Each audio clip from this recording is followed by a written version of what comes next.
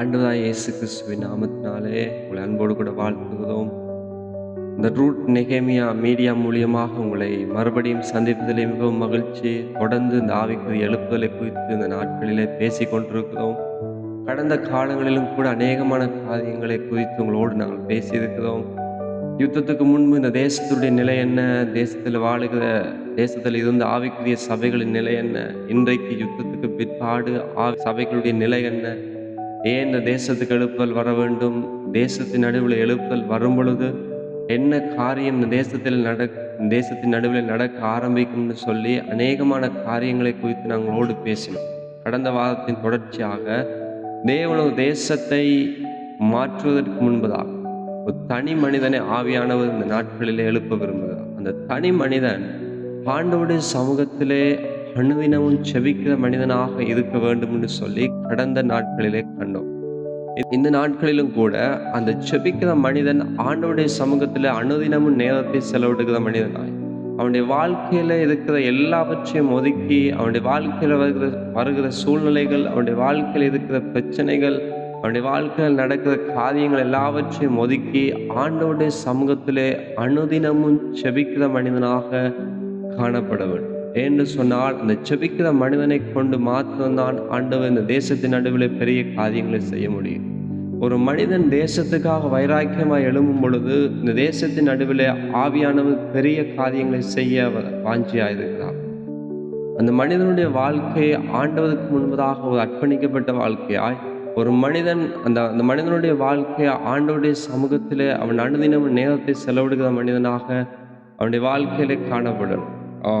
ஒரு மனிதனுடைய வாழ்க்கையில ஜெபம் என்பது மிக மிக அவசியம். அந்த மனிதன் அனுதினமும் ஜெபிக்கும் பொழுது தேசத்துடைய சூழ்நிலைகளையும் தேசத்துடைய காரியங்களையும் அந்த மனிதன் மூலியமாக ஆவியானவர் என்ன செய்வார், மாற்ற ஆரம்பிப்பார்.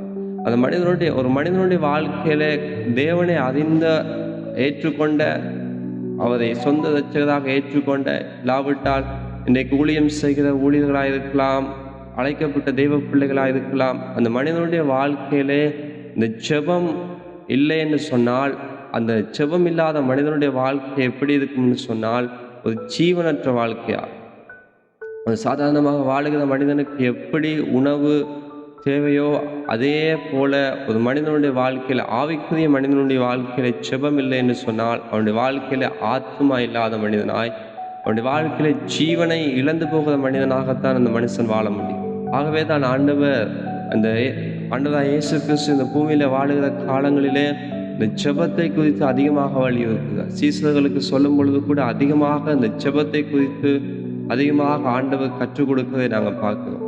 இன்றைக்கும் இந்த தேசத்தின் நடுவில் அநேகமான சூழ்நிலைகள் மாற வேண்டும், தேசத்தின் நடுவில் அநேகமான காரியங்களும் மாற வேண்டி இருக்கிற நிலையிலே ஒரு மனிதனை ஆண்டவர் நாட்களை எதற்காக தேடுகிறார் என்று சொன்னால், ஒரு மனிதன் செபிக்கிற மனிதன், அந்த மனிதன் ஆண்டவருடைய சமூகத்தில் இருக்கிற மனிதனாக இன்றைக்கு காணப்பட வேண்டும். அந்த மனிதன் எவ்வளவோ பிரச்சனைகள், தன்னுடைய குடும்பத்தை குறித்ததான, இல்லாவிட்டால் அவங்களுடைய பிள்ளைகளுடைய எதிர்காலத்தை குறித்ததான காரியங்கள் அநேகமாக இருக்கலாம். இதெல்லாம் இருந்தாலும் இதெல்லாம் அவனுடைய வாழ்க்கையில ஒரு சுமையாக இருக்கலாம். இந்த சுமையின் இதற்கு நடுவிலே ஆண்டவரை தேடுகிற மனிதனாக அவனுடைய வாழ்க்கை மாறும். அந்த ஜெபிக்கிற மனிதனை கொண்டுதான் ஆண்டவர் இந்த தேசத்தின் நடுவில் அநேகமான காரியங்களை செய்ய முடியும். இந்த ஜெப ஆவி இன்றைக்கு எனக்கும் உங்களுக்கும் ஒரு கட்டாயமாக இருக்கிறது.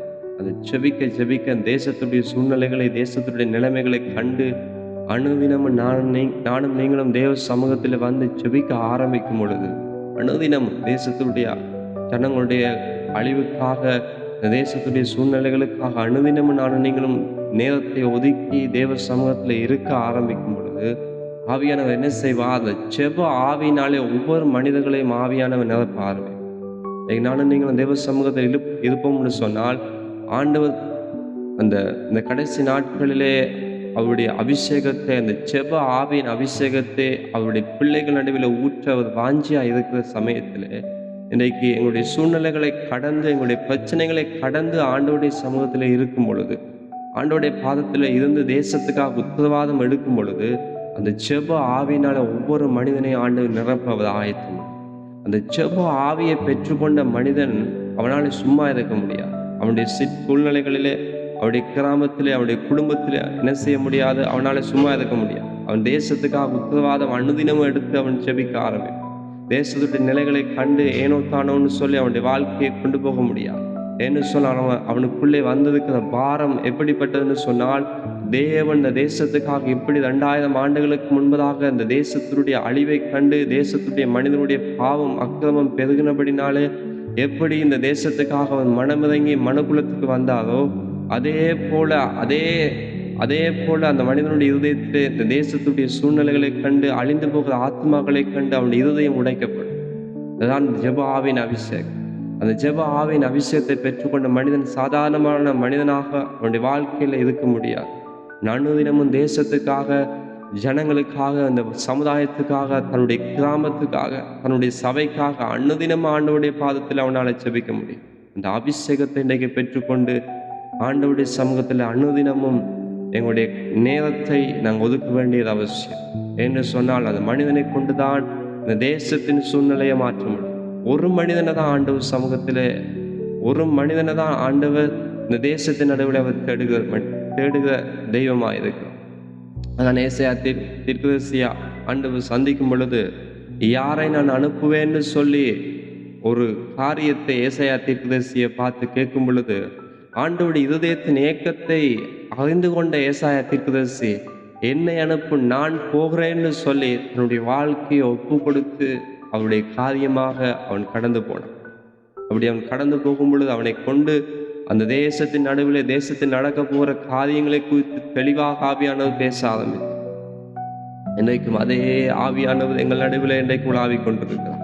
அதே ஆவியானவர் எங்களுடைய சூழ்நிலைகள் நடுவில், எங்களுடைய குடும்பத்தின் நடுவில், எங்களுடைய சபைகள் நடுவில் அவர் உலாவி கொண்டிருக்கிறார். இன்றைக்கு என்னையும் உங்களையும் ஒரு ஜெபிக்கிற மனிதனாக ஆண்டவருடைய பாதத்திலே இந்த தேசத்துக்காக, ஜனங்களுக்காக உத்தரவாதம் எடுத்து ஜெபிக்கிற ஒரு மனிதர்களாக மாற்ற விரும்பும் பொழுது, இன்றைக்கு நானும் நீங்களும் என்ன செய்ய வேண்டும்? எங்களுடைய சூழ்நிலைகளை கடந்து ஆண்டவருடைய பாதத்திலே இருக்கிற மனிதர்களாய் காணப்படும். தேவைகள் இருக்குதான், எங்களுடைய குடும்பத்தின் சூழ்நிலைகள் இருக்குதான், இதெல்லாவற்றையும் ஒதுக்கி இதெல்லாவற்றுக்கும் மேலாக ஆண்டவருடைய பாதத்தை இருக்க பிடிக்கிற மனிதர்களாய் இன்றைக்கு காணப்படும். அவன் ஆண்டவருடைய சமூகத்தில் இருக்க ஆரம்பிக்கும் பொழுது அவனுடைய குடும்பத்தின் சூழ்நிலைகளை மாற ஆரம்பிக்கும்.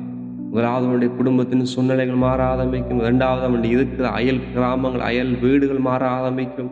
அடுத்து அவனுடைய கிராமம், அவன் வசிக்கிற, அந்த மனிதன் வசிக்கிற கிராமத்தினுடைய சூழ்நிலைகள் மாற ஆரம்பிக்கும். அவனுடைய திருச்சபை மாற ஆரம்பிக்கும்.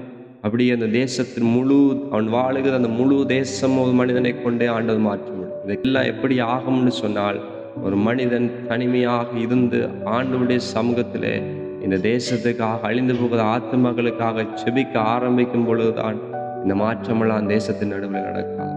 ஆகவே இதை கேட்டுக்கொண்டிருக்கிற அருமையான தேவ பிள்ளைகளே, ஆண்டவர் இந்த பூமியில வாழ்ந்த நாட்களிலே சீசர்களை பார்த்து அதிகமாய் அவர் சொன்ன காரியம், என்னோடு 1 மணி நேரமாவது விழித்திருந்து ஜெபிக்க கூடாதான்னு சொல்லி அநேகமான காரியங்களில் சீசர்களை சந்திக்கும் பொழுது சீசர்களிடத்தில் அவர் சொன்ன காரியம், என்னோடு 1 மணி நேரமாவது விழித்திருந்து ஜெபிக்க கூடாது, நீங்கள் சோதனைக்கு உட்படாதபடிக்கு 1 மணி நேரமாவது ஜெபிக்க கூடாதான்னு சொல்லி அநேகமான நேரங்களிலே சீசர்களுக்கு அதிகமாய் அவர் சொல்லியிருக்கு. ஆகவே இந்த காலங்களிலே தேவனோடு நாங்கள் நேரத்தை செலவிட ஆரம்பிப்போம். தேசத்துக்காக உத்தரவாதம் எடுக்க ஆரம்பிப்போம். ஒரு தேசத்தை ஆண்டவர் மாற்றுவதற்கு முன்பதாக ஆண்டவர் மனிதனை எழுப்ப விரும்புகிறார். ஆகவே தொடர்ந்து தேவ சமூகத்திலே காத்திருப்போம். எலும்பு சீயோனே, உன் தூசியை உதறிவிட்டு எழுந்ததுன்னு சொல்லப்பட்ட அந்த வார்த்தையின்படி எங்களுடைய இருக்கிற நிலைமைகளையும், எங்களுடைய இருக்கிற ஸ்தானங்களையும், எந்த சூழ்நிலைகளை நானும் நீங்களும் வாழ்ந்தாலும் அந்த நிலைகளில் இருந்து இன்றைக்கு எங்களுடைய தூசியையும் எங்களுக்கு மேலே போட்டு கொண்டிருக்கிற எல்லா அங்கே கவசங்களையும் உதறிவிட்டு ஆண்டவருடைய சமூகத்திலே ஒரு உடைந்த இருதயத்தோடு திரும்பும் பொழுது ஆண்டவர் என்னையும் உங்களையும் கொண்டு இந்த தேசத்தின் நடுவில் பெரிய காரியங்களை செய்வார். தொடர்ந்து ஆண்டவருடைய சமூகத்தில் இருப்போம். ஆண்டவர் பெரிய காரியங்களை தேசத்தின் நடுவில் செய்வார். ஆமென். God bless you.